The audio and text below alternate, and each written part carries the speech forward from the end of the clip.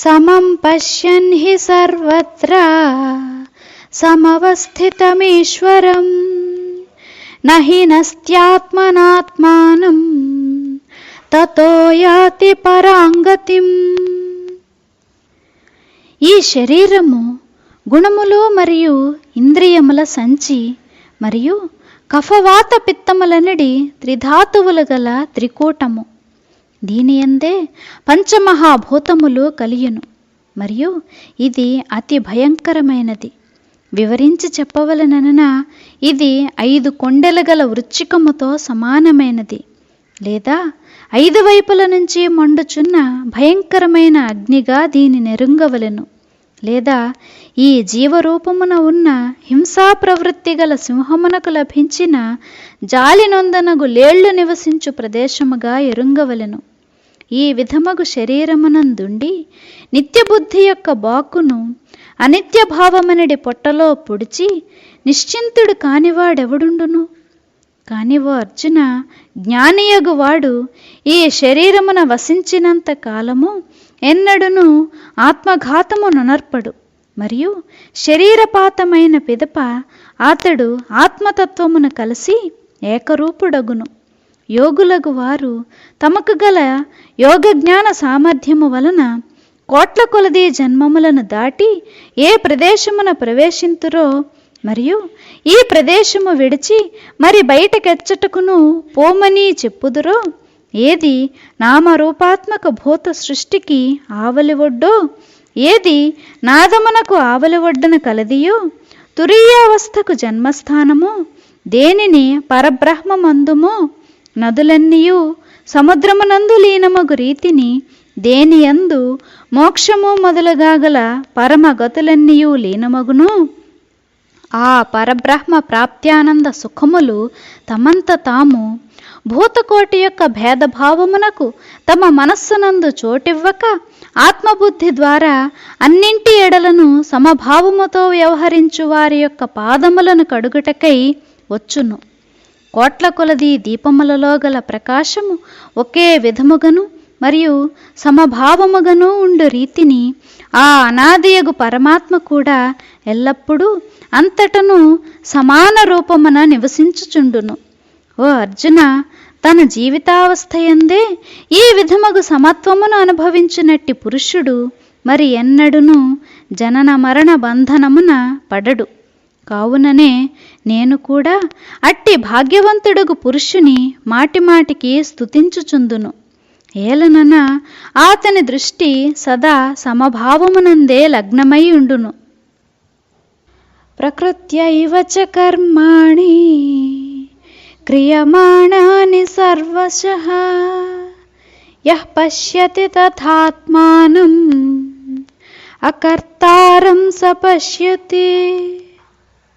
ఏ మానవుడు మనస్సు మరియు బుద్ధి మొదలగు సమస్తేంద్రియముల ద్వారా ప్రకృతియే సమస్త కర్మలను చెయ్యునని బాగుగా ఎరుంగును, ఇంటియందు వసించువాడే పనిపాటులనన్నింటినీ చెయ్యును గాని ఇల్లు తనంతట తాను ఏ పనిని చెయ్యదని ఎవడెరుంగునో, ఆకాశమున మేఘములు స్వేచ్ఛగా తిరుగుచుండునే గాని ఆకాశము తానెన్నడునూ కదలని రీతిని ప్రకృతి కూడా ఆత్మతేజము వలన త్రిగుణముల సహాయముతో అనేక విధములగు ఆటలను ఆడినప్పటికీ ఆ ఆటలన్నింటి యందును ఆత్మ కేవలము కేంద్రీయ స్తంభము వలె ఉదాసీనముగా ఉండునే గాని అది ఈ ఆటలను ఏమాత్రము ఎరుగదు అనిడి నిశ్చిత జ్ఞాన ప్రకాశము పడిన అంతఃకరణము గల వానిని కర్తృత్వహీనుడగు ఆత్మ యొక్క వాస్తవిక తత్వమును ఎరింగిన వానినిగా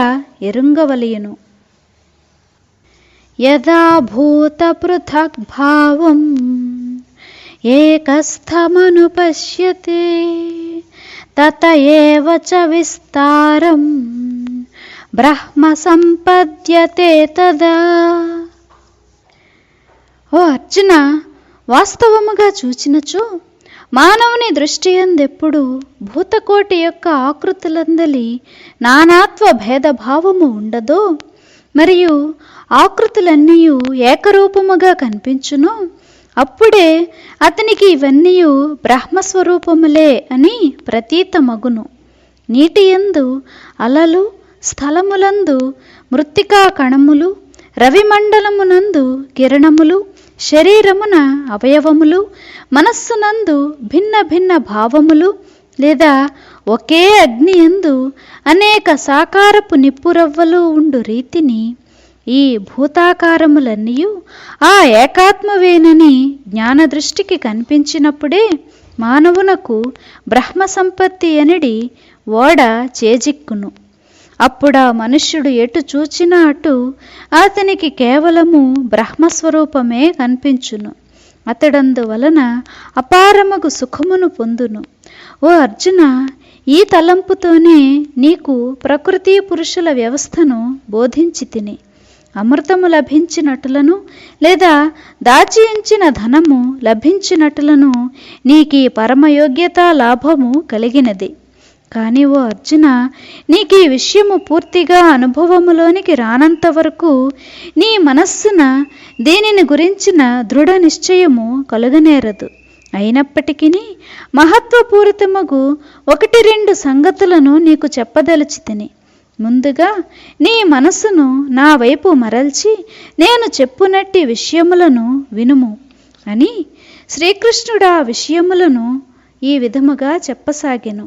అర్జునుడు తన చిత్తమును ఏకాగ్రమునర్చి విననారంభించెను. అనాదిత్వాత్ నిర్గుణత్వాత్ పరమాత్మాయమవ్యయః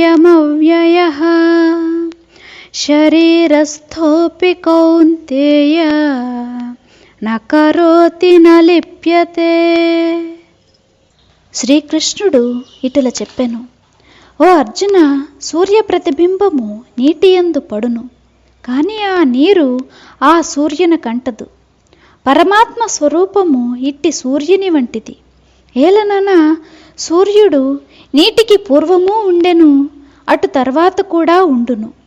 మరియు ఓ అర్జున, కేవలము ఆ మధ్యకాలమునందు మాత్రమే అతడు ప్రతిబింబ రూపమున లోకులకు ఆ నీటియందు పడియున్నట్ల కాన్పించును.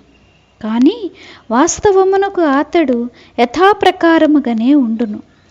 ఆత్మ శరీరమునందుండును అని చెప్పుట కూడా సమంజసము కాదు. ఏలనన అది ఎచ్చట ఉన్నదో అచ్చటనే స్వయముగా తనయందు తాను తన స్థానమునందే ఉండును. ఎటులనిన అద్దమునందు ప్రతిబింబము పడినప్పుడు అద్దమునందు ముఖమున్నది అని లోకులు చెప్పుకొను రీతిగానే ఈ ఆత్మ శరీరమునందున్నది అను మాట కూడా చెప్పబడుచున్నది. ఆత్మతో శరీరమునకు సంబంధము కలది అని చెప్పుట కూడా పూర్తిగా నిరర్థకమే. ఎన్నడైనా వాయువుకు ఇసుక రేణువులతో సంయోగము కలుగునా? అగ్నిని ప్రత్తిని రెంటినీ కలిపి ఒక్కటిగా బంధించునకు దారమేదైనా కలదా? ఆకాశమునకు పాషాణమునకు ఎటుల సంబంధం ఏర్పరచనగును? వీటిలో ఒకటి తూర్పు దిశకు పోవు స్వభావము కలది, మరొకటి పడమర దిశకు పోవు స్వభావము కలదియూ ఉన్నది. 2 విరుద్ధములకు దిక్కులకు పోవు యాత్రికులు మార్గమున ఎదురుపడుట వంటి సంబంధమే ఆత్మకు శరీరమునకు కలదు.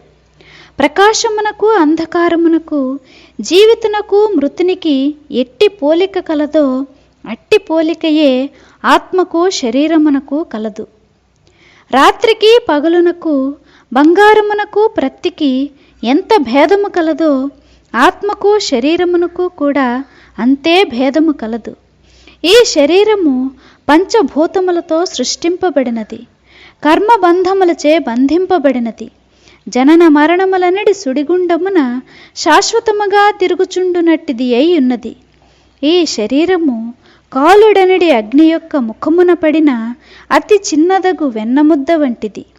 ఈగ తన రెక్కలను విదిలించుకొనుటకు పట్టునంత స్వల్ప కాలములో ఈ శరీరము నాశమొందును. సంయోగవశమున ఈ శరీరము అగ్నిలో పడిపోవచో వెంటనే బూడిదైపోవును. అటులగాక కాకులు కుక్కల చేత చిక్కినచో అది విష్ఠ అనగా మలము రూపముగానే ఉండును. ఈ రెండింటను ఏ ఒక విధముగును కాకున్నచో అది పురుగుల ప్రోగుగా అగును. కాని ఓ అర్జున, ఈ పరిణామములలో ఏ విధమైనదిగా మార్పు చెందినను అది శరీరమునకు చెడుగే. శరీరము యొక్క గాథ ఇట్టిది, కానీ ఆత్మయో అది అనాది ఎగుటచే శాశ్వతము మరియు స్వయంపూర్ణమునై ఉన్నది.